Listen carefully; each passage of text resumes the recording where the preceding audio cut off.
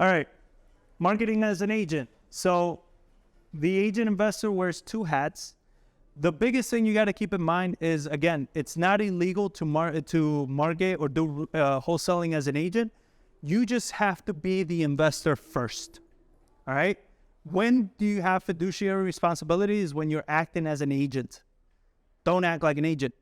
You're an investor. You do have the right to go and buy your own investment properties. You understand? There's nothing illegal with that. You have your right to market to these investment properties. You have the right to do all that. But when does it become a problem is when you market yourself as an agent first, because now people are calling you with the intention that you're going to list their home, that you're going to be an agent, that you're going to have fiduciary responsibilities to them. So that's when you can get into trouble. That's when you got to be careful. But if you market yourself as an investor, and you can mention to them, by the way, I'm an agent, but I'm here as an investor, you can always do that. But you're not there as an investor. You're there as an agent. Being the other way around. You're not there as an agent, you're there as an investor. But the good thing about mentioning that you are an agent is it gives you that little extra level of credibility, like they feel they can trust you more because you're an agent. Even though, I mean, people can screw people over regardless.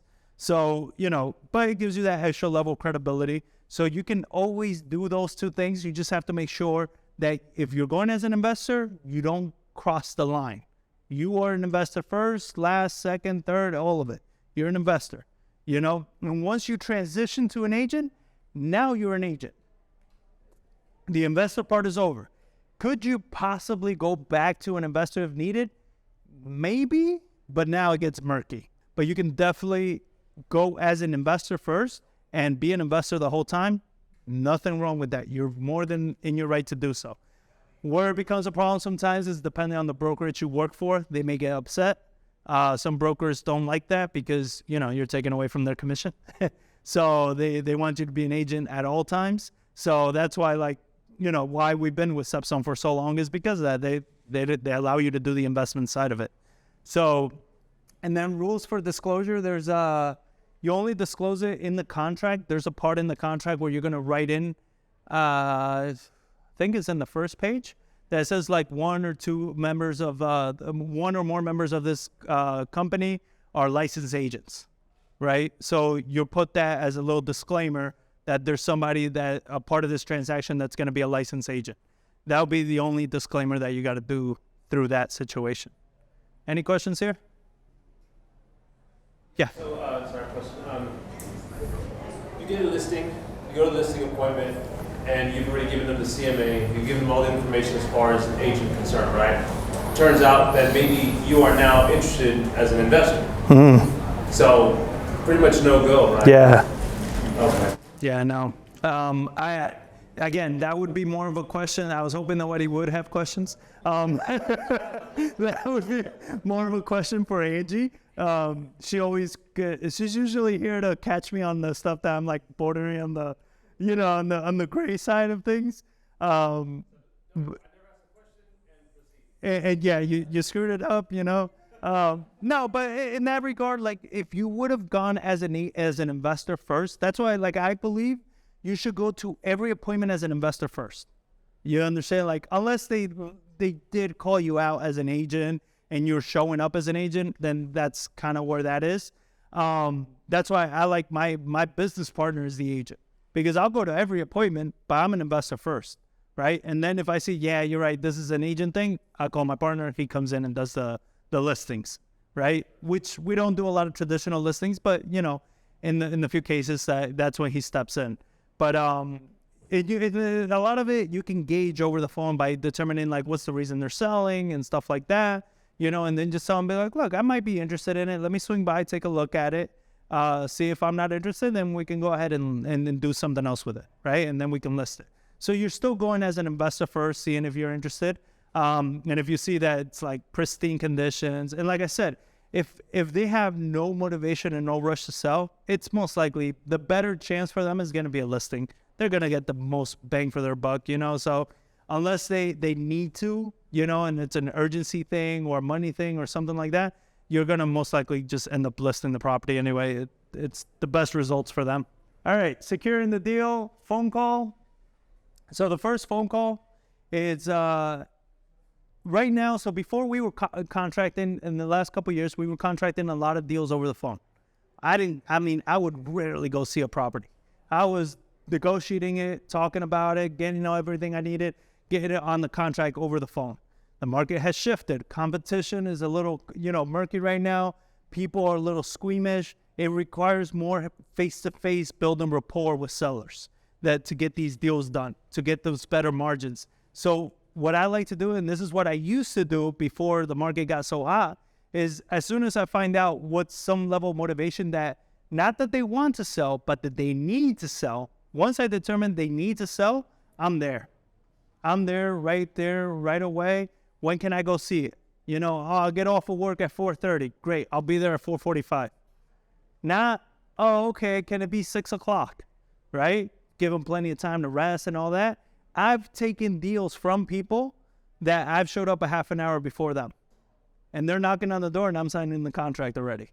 You understand? And it has happened the other way to me, where I'm knocking on the door. They're like, oh, I already have somebody here. I'm like, shit. So as soon as they're available, you go. You understand? Because if you don't, somebody else will. And if that other person is anywhere good to negotiating and stuff, they're going to lock it up on the appointment. I do not walk away from an appointment without a contract. You understand? Like, I go to every property. I have contracts in my car at all times, because every house I go to, I'm ready to walk away with a contract. That's how I look at it. So always make an appointment. Why do appointments, especially when you're starting off and you're new at doing these kind of things? You can connect with people better in person. You can build better rapport.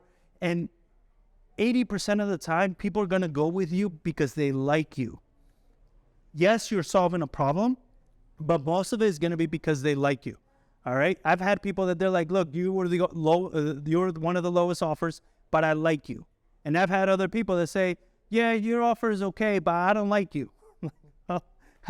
Not much else I can do with that one, right? If you don't like me, I can't really do anything else. I'll pass it off to somebody else, be like, hey, you call, maybe they like you better, right? And I'll give them all the information. But there's deals, it's just purely emotional, and them liking you is a big factor. And in person is very, very important.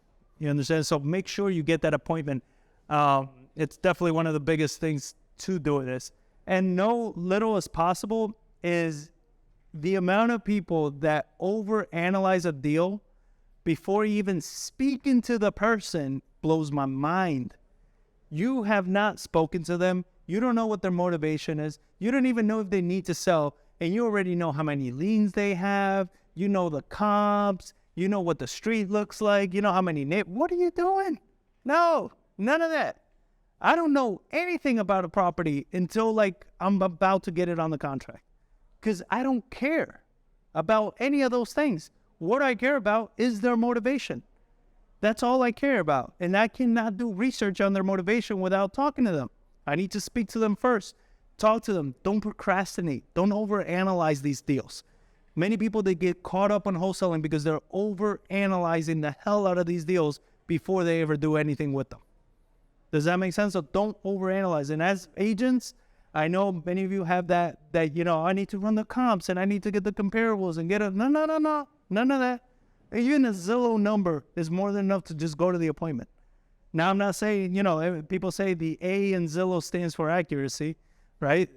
For those of you who don't know, there's no A in Zillow. So there's no accuracy, but it's close enough to kind of get you in the ballpark of just talking numbers. But the most of the time, I'm not talking numbers. I'm talking motivation. What is your problem? What do you need? How am I going to solve that problem? You understand? Then we'll talk about what that's going to cost. But most of the time, it's just solving the problem. It's not even the price. So then you got to secure the property. You make the appointment. Yeah, you make friends with the tour. You're finding the problems. You're empathizing. And you're offering a solution. So it's not about, I would say about 20% of the conversation is about the property. 80% of the conversation is about figuring out what the need is. What is their need to selling? Why right now? I've gotten deals that they wanted $144,000 and I got it on the contract for $70,000. Why so low? Because they thought they needed $144,000 to get the problem that they needed solved. I was able to solve that problem for them for $70,000. Their problem got solved either way. The difference is they didn't need $144,000 to solve it, because at $144,000, that deal was never going to work. You understand? They were never going to sell for that price. But for $70,000, they were able to sell, solve the problem, and put money in their pocket. They were so happy because in their mind, sellers, their problems are tremendously bigger than they are in real life. You understand? There's a broken door. Well, that's got to cost like $20,000, right? You know what I mean? And it's like, obviously I'm exaggerating a little bit, but that's how it is to a lot of people. In their mind, these problems are so much bigger, so much more expensive. You know, we're, as investors, as people that we're in this business, we know that's like, no, I can move you out for less than that. We can get some storage units. I can trash that out. You can leave that stuff behind. I have sellers so many times that they're like, I would love to sell, but I have a tenant in the house. Like, well, I'll buy it with a tenant in the house. Oh, but they're terrible. I'll evict them. Don't worry about it. I can handle that. I do that all the time. That's not a problem for me. But for them, they thought they couldn't sell the house until the tenant left. You understand? So it's like, now you're waiting to evict them, go through all this trouble. I just solved the biggest headache you have by buying your house right now today. You understand? Which is your tenant. So these are the things that you want to focus on is, what is the problem? What is the situation? What are you going through that I can solve? Elderly people. Oh, I don't want to move. How am I going to pack all these things up? I can get people over there to pack everything up for you. I can get movers. I can get all that.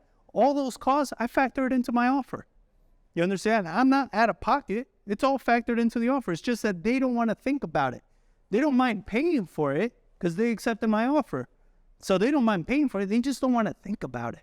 So I'm like, pack what you want, take what you want, leave what you don't want. I'll get rid of the rest. That alone, they're like, oh my God, my partner's a licensed agent. Where am I going to go? Don't worry about it. Find a house. When you find the house that you're going to buy, we'll go ahead and buy this one. So then that way you can move from this one to that one. You're not stuck in the middle in a hotel or storage unit or anything like that. Oh my God, that's great. Do you see how I'm solving the problems and then the price becomes whatever at that point because they want the solution. You understand? So I sell the solution. If you sell the solution right, contracts, all that stuff later, doesn't even matter. Because there's a lot of people that get caught up on the contracts. And we're going to go over contracts, unfortunately. But we're going to go over those later. So the contract, what to use? We use the standard Trek contract, the 1-to-4. I'm sure if you're an agent, you're familiar with that one. That's the one we use for wholesaling. Now, there are wholesalers that they use like these custom 2-page contracts, 1-page contracts, stuff like that. That's perfectly fine. If I'm talking to a seller that they tell me that another wholesaler submitted an offer with a 2-page contract, I will destroy that offer. I will be like, they're full of shit. They're not using the legal Texas contract. It's probably some scam. Who knows what the hell they're doing? So I will destroy it every day of the week. Is that true? No, not really. But, you know, chances are most of these wholesalers are like guru trained. So they got some special guru contract that they're using. So I like to come out with my Trek official ass contract that's thick as hell. And it's a more official contract. And the other benefit to using the Trek is you got to work with title companies. Most title companies, well, all title companies, they love working with the Trek contract because they know it. Very few title companies will work with these custom investor type contracts. You understand? So if you're going to use one of the investor ones, which I'm not saying don't use, I'm just saying if you use it on a deal that I'm going after, I'm going to destroy that contract.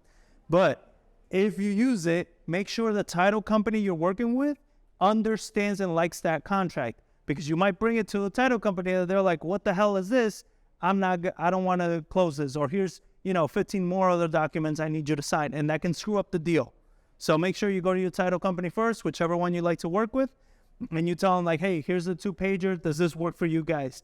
Technically, a napkin is a contract. I mean, it doesn't have to be fancy, but it's just different ways. Some title companies are bigger pain in the butts than others. Some title companies don't know how to do investment transactions and stuff like that, subject twos, all those things.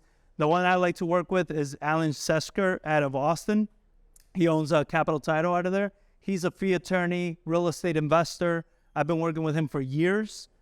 This guy knows how to deal with all of this. He has his own custom contracts, so we use a lot of stuff from him. So we like using those contracts and using that title company. They are in Austin, so all our closings are done either through one of our notaries in the office or a UPS store, a mobile notary, one of those. That's how we close all our deals. It's just simple, and I can trust the title company. Then, so that's the line I was telling you before that you're going to put on your contract. You know, one or more agents of Home Buyer LLC is licensed agent with the state of Texas and does not represent the seller. So we have it already pre-filled out on all of our contracts. So whenever we print out contracts, this line is already pre-filled out. And or signs, is that necessary to be put on a contract? No.